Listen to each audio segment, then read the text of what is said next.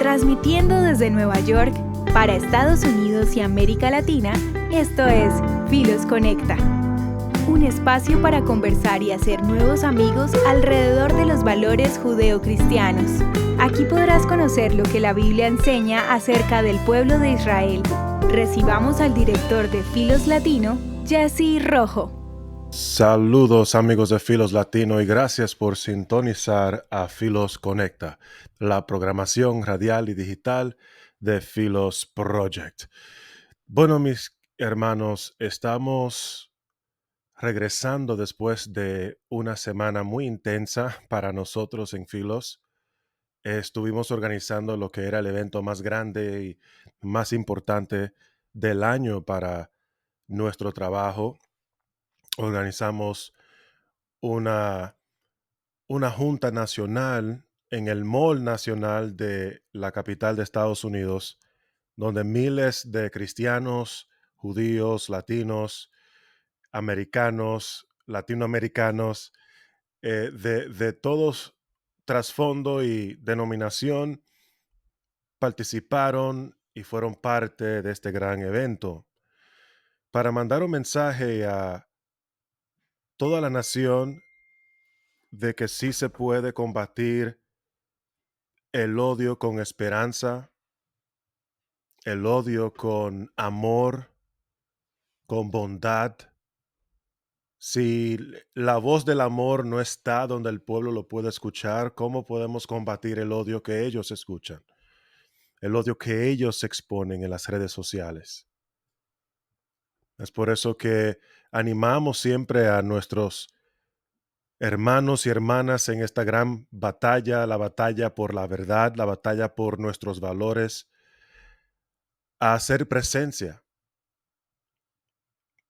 Uno de los datos que más me preocupó recientemente que había escuchado es el hecho de que, en primer lugar, la comunidad evangélica de Estados Unidos es una comunidad masiva, demográficamente hablando. Por ejemplo, habíamos visto un estudio que hicimos en los estados swing, que son como unos 6 estados. Entre ellos está Arizona, Pensilvania, Nevada, Georgia, Florida. Y impresionante cómo de estos estados donde hay una mayoría de latinos, de hispanos, el 75% aproximadamente se identificaba como cristiano. El 75%. Eso es casi 8 de cada 10 latinos en Estados Unidos que se identifica como cristiano. Eso es buena noticia, excelente noticias, porque eso quiere decir que la mayoría de nosotros podemos unirnos, unir fuerza, unirnos en números para defender nuestros valores, defender la verdad, defender a nuestras familias. El problema es, y esta fue la parte de los datos que más me preocupó, mis hermanos, es que la mayoría de los cristianos no salen a votar. Es un porcentaje muy pequeño en comparación a lo que pudiéramos ser si todos fuéramos a votar o una mayoría.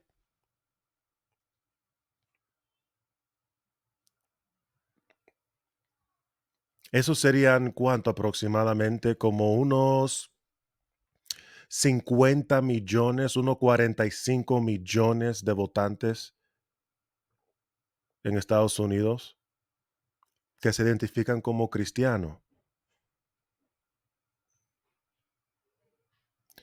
Y por eso debemos de considerar por qué es que nuestra sociedad está como está, qué tanto hemos hecho nosotros para proteger a nuestras comunidades de las mentiras que las arrastran todos los días.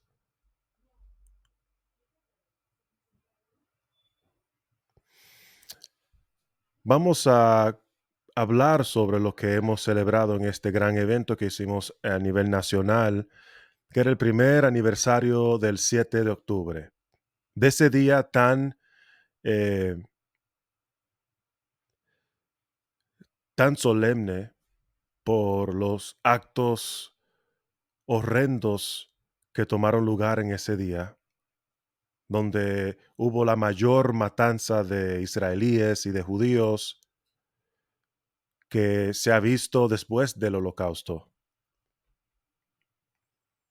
Para tal vez aquellos que no entienden qué tan traumático, profundamente traumático eso ha sido para la psicología y el estado emocional de esta nación, esta es la primera vez que toda una generación vivió lo que sus abuelos temían que resucitara, que regresara en su tiempo de nuevo.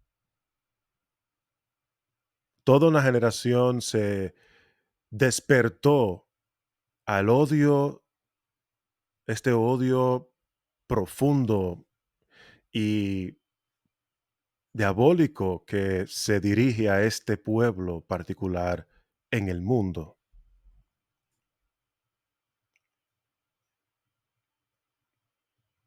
Los testimonios que han salido de los rehenes que han vivido estos días y semanas y ya más de un año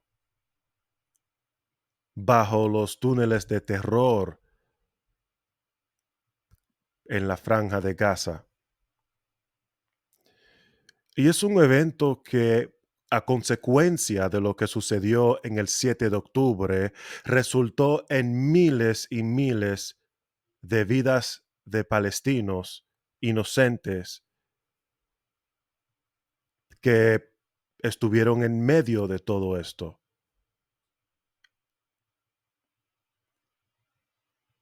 Porque no solo la batalla urbana sucedió en medio de donde ellos viven, pero muchos de las bases militares donde se lanzaban estos cohetes estaban localizadas en lugares residenciales, en escuelas como hospitales, entre otros lugares eh, de las Naciones Unidas, UNRWA. Y, y- y lamentablemente es algo que hemos visto repetir en el Líbano recientemente, porque son grupos militantes, terroristas, organizados por personas dispuestos a usar a su propia ciudadanía como escudo humano.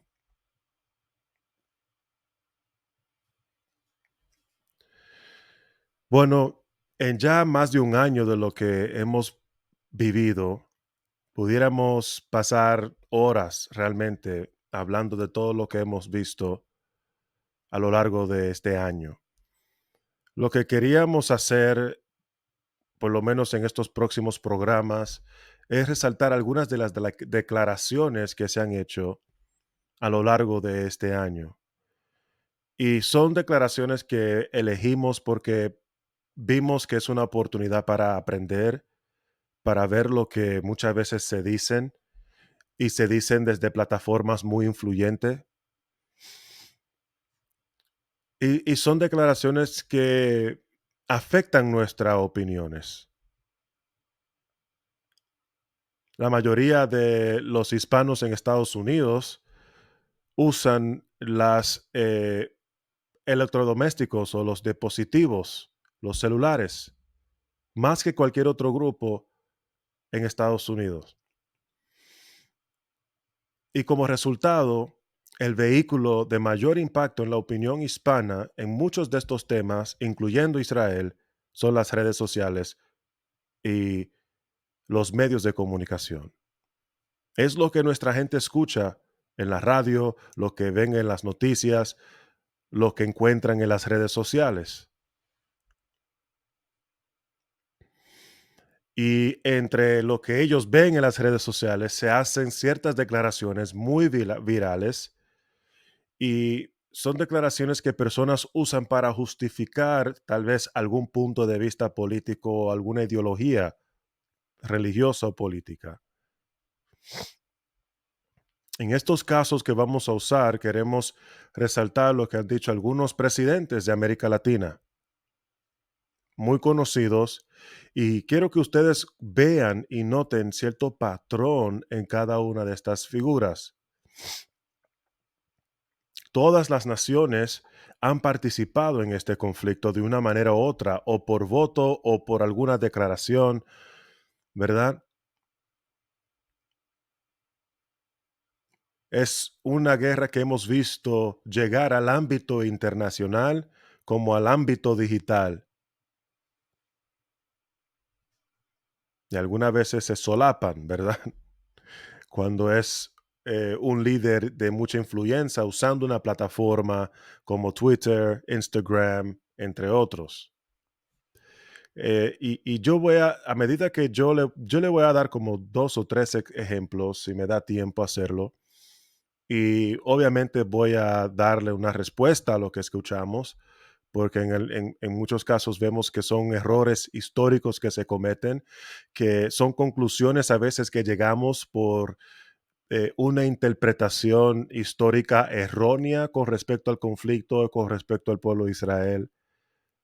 En este caso, en esta declaración, vemos una declaración históricamente errónea con respecto a la persona de Jesús. Y por eso yo creo que es muy relevante que lo escuchemos todos. El presidente que hizo esta declaración era nada más y nada menos que el, bueno, no sé si decirle presidente en este momento, porque sí hay una gran disputa con respecto a las elecciones de Venezuela, pero el supuesto presidente de Venezuela o muy pronto expresidente, luego, si se logra resolver esta situación donde no se presentaron las actas de los votos electorales que se tomaron lugar en Venezuela recientemente. Y Maduro no es un extraño en hacer declaraciones cuando se trata del conflicto israelí-palestino. Entonces, para mí no es muy extraño escucharlo a él, pero para ustedes seguramente lo es. Para ustedes seguramente sería la primera vez, no sé qué tan al tanto estén, pero creo que van a poder aprender mucho con lo que este señor dice en sus declaraciones. Esto tomó lugar aproximadamente como octubre 10, ¿ok? Noten la fecha de esta declaración que hizo Maduro. Esto fue hecho en octubre 10 del 2023. Octubre 10, ¿ok? 3 días después de lo que sucedió en octubre 7. O sea, 3 días. Y bueno, por lo menos se publicó esto en octubre 10. Posiblemente lo pudo haber dicho antes, pero el tiempo, ¿verdad? Como que no da tiempo para uno poder asimilar todo lo que ha sucedido, dejar que la población pueda adquirir toda la información posible para llegar a una conclusión informada. No, desde una vez entra para poder manipular la percepción y controlar la narrativa que va a llegar allá. Vamos a escuchar. Argentina es una nación histórica. Yo soy cristiano, cristiano practicante, cristiano de oración y de acción, cristiano de Cristo, directo, de Cristo. Bueno, desde primero debo decir que encuentro bastante problemático su confesión doctrinales que él acaba de decir para comprobar su cristiandad. Pero seguimos. ¿Dónde nació Jesucristo, nuestro Señor Jesucristo? En Belén, Palestina. Cuando Él nació era Palestina, hace miles de años, más de 2000 años. Él nació en un hogar judío y luego se rebeló contra la dominación del Imperio Romano entonces. Y ahí lo dejamos ahí, ¿verdad? ¿Cuáles son algunas cosas que podemos señalar que yo considero bastante erróneo de parte de el señor Maduro en sus declaraciones con respecto al lugar de nacimiento de Jesús, nuestro Señor Jesús. En primer lugar, él dijo que Jesús nació en Belén, Belén, Palestina, y por 2000 años Jesús es palestino y ha sido Palestina. El problema es que cuando Jesús nació en Belén, ¿verdad? En el momento histórico que él nació, en el primer siglo, Belén no se llamaba Belén, Palestina, se llamaba Belén, Belén de Judea, ¿verdad? Por eso que Mateo capítulo 2 nos dice que Jesús nació en Belén de Judea, porque eso es históricamente veraz. Y el término Palestina en el tiempo de Jesús no existía. Incluso no fue hasta más de 100 años después de Jesús, en el año 135 después de Cristo, que los romanos terminaron con todas las rebeliones o las revueltas judías que se tomaban en contra del imperio romano y dispersaron a todos los judíos por todo el imperio. Y luego de dispersarlos, le quitan el nombre, le cambian el nombre de Judea Samaria a Palestina, Siria Palestina. Esto fue el emperador de Roma que cambia este nombre. Entonces, nota que esto fue un nombre meramente geográfico, no fue la creación de una nación llamada Palestina y de un pueblo identificado como palestinos. Eso no surgió sino hasta los 60s. Estamos hablando de 1960, la década de los 60, después incluso de que naciera el establecimiento de Israel. Y entonces uno se pregunta, ¿de dónde vienen los palestinos? Bueno, realmente los palestinos tienen trasfondo árabe, vienen de las naciones árabes, de los otomanos, y vienen mixtos también, algunos egipcios, algunos sirios, algunos jordanos, algunos de diferentes trasfondos, pero mayormente árabe, ¿verdad? De Arabia Saudita, donde vienen todos los árabes. Y cuando Palestina fue conquistada por los otomanos, ellos migraron muchos árabes por todas partes y en este imperio también vivían judíos. Entonces, el punto de Maduro realmente resulta mutuo porque él empieza desde un punto erróneo históricamente hablando. En segundo lugar, ¿verdad? Él presenta a Jesús como un revolucionario. Y eso es como resultado de la ideología política, obviamente, que representa este señor y que la ha impuesto en esta nación. Una ideología que asocia a Jesús solo con el vulnerable, la víctima, y que Jesús siempre está en contra del establecimiento, de los símbolos de poder. Entonces, por ende, Jesús siempre está en contra de los gobiernos o los imperios, las naciones, porque él era un revolucionario en contra de la dominación de Roma, de acuerdo a este señor. O él se asocia con eh, los pobres, ¿verdad? Y es así sucesivamente que empiezan entonces a justificar un punto de vista políticamente social o comunista. Am, entonces ahí vemos que de inmediatamente líderes toman sus plataformas para manipular nuestras emociones, porque ¿por qué utiliza Maduro la figura de Jesús? Bueno, obviamente porque Él es nuestro Señor, Él es la figura principal del cristianismo.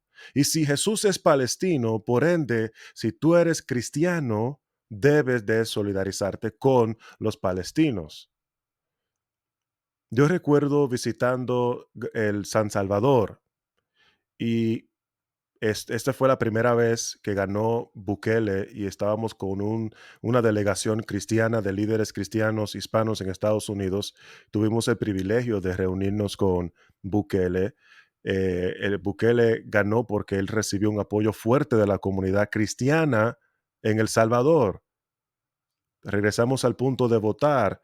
¿verdad? Los cristianos votaron en El Salvador y eligieron un gran líder que ha ayudado, por supuesto, de maneras imperfectas, pero ha ayudado a limpiar la nación. Yo no he conocido ni un salvadoreño que no ha hablado bien de El Salvador y de su presidente. Hay que votar. Le pongo eso como paréntesis. Pero, mis hermanos, es importante notar este tipo de narrativas o declaraciones que se utiliza para manipular nuestras emociones, nuestra manera de pensar.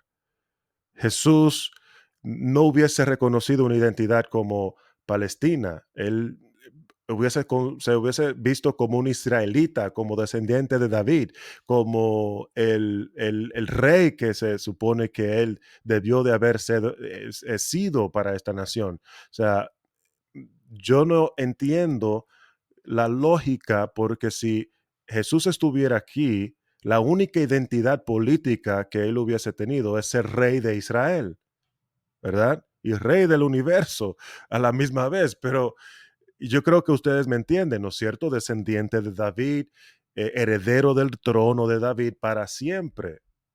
Y este trono toma lugar en Monte Sión. Estábamos predicando hace pastores hispanos y vimos en Zacarías capítulo 8 cómo dice Dios de Sión. Es celado a Sión, es celado con un furor a esta ciudad. ¿Por qué? Porque Él está destinado a restaurarla, a defenderla. Este es su lugar central para gobernar el mundo. Y bueno, no me va a dar tiempo para tocarle dos más, pero sí quiero tocarle uno más. Este, Este fue publicado más recién. Si ustedes recuerdan, una de las noticias más grandes que ha resultado últimamente durante el conflicto israelí-palestino es la muerte del jefe o del secretario general de Hezbollah. Esto fue un golpe contundente a las fuerzas de Hezbollah, y luego el reemplazante de Nasrallah, y luego el reemplazante del reemplazante. O sea, eh, la verdad que ha sido una serie de, de golpes contundentes, y esto fue sentido en todas partes. O sea, vimos videos de periodistas de CNN o de Al Jazeera o de BBC, cuando estaban publicando en vivo, recibieron la noticia en vivo que había muerto el secretario general de Hezbollah, y rompían en llantos en vivo frente a las cámaras. No tenían vergüenza de perder su elemento de profesionalismo, ¿verdad? Como periodistas, de demostrar objetividad sobre las noticias que están compartiendo. Era obvio que estas personas, estos periodistas, tenían una parcialidad, una afinidad con esta figura que ha sido el jefe por décadas de una de las organizaciones que ha promovido más terrorismo en el mundo. ¿Ok? Y aquí está Maduro de nuevo haciendo unas declaraciones, expresando sus condolencias por la partida de Hassan Nasrallah, el secretario general de Hezbollah. Vamos a escuchar. Y hoy se dio a conocer el asesinato de un líder del mundo musulmán, de los pueblos árabes, el señor Hassan Nasrallah, secretario general de Hezbollah. Y quiero expresar, a nombre del bloque histórico revolucionario de las fuerzas bolivarianas de Venezuela, la solidaridad con Hezbollah, con su familia, con el pueblo del Líbano. Entonces, ahí lo pudieron escuchar. Em, muchas veces los líderes que nosotros ponemos en el poder, ¿verdad?, son consecuentes a muchos elementos en nuestra sociedad, como la economía, como el trabajo, como la educación, entre otras cosas. Y mucho tiene que ver por las alianzas, las afiliaciones que muchos de estos líderes toman en el mundo, ¿verdad? Porque vivimos en una economía global. Si se sube el petróleo a $70 al galón en el Medio Oriente, eso no va a subir la gasolina, no va a subir el costo de baterías, no va a subir el costo de todo, la energía. O sea, todavía el petróleo es la energía número uno en el mundo.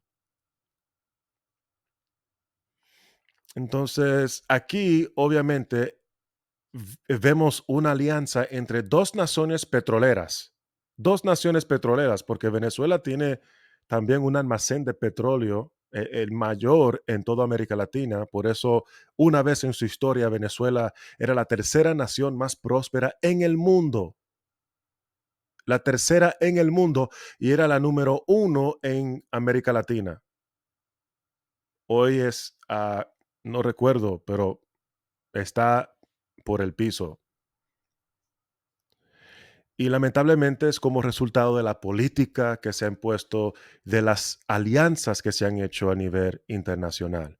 En Venezuela actualmente hay una base de Hezbollah para entrenar soldados, para llevar terroristas en todas partes. El FBI en todas las olas de inmigraciones que cruzaron las fronteras identificaron 10,000 personas con afiliaciones a grupos terroristas, 10,000 que ya están dentro de este país. Entonces, ¿por qué comparto esto, mis hermanos? Porque por lo que dice la Biblia. La palabra de Dios nos dice, Salmos 33:12, bienaventurada la nación cuyo Dios es el Señor, el pueblo que Él ha escogido como su herencia. Cuando una nación honra a Dios, esa nación es bienaventurada. Y Proverbios 29:2 dice, cuando los justos aumentan, el pueblo se alegra, pero cuando el impío gobierna, el pueblo gime, mis hermanos. Tenemos que aumentarnos, organizarnos, unirnos para defender a nuestro pueblo, porque cuando los justos se aumentan, el pueblo se alegra, pero cuando el impío gobierna, el pueblo gime. Eso es todo por hoy, mis queridos hermanos. Con ustedes su anfitrión y servidor de Filos Latino. Nos vemos en la próxima entrega de Filos Conecta. Chao. Gracias por acompañarnos en nuestro programa. Filos Conecta llega a ustedes gracias a Filos Project. Puedes encontrarnos en Facebook, Instagram y Twitter como @FilosLatino. Nos vemos la próxima semana.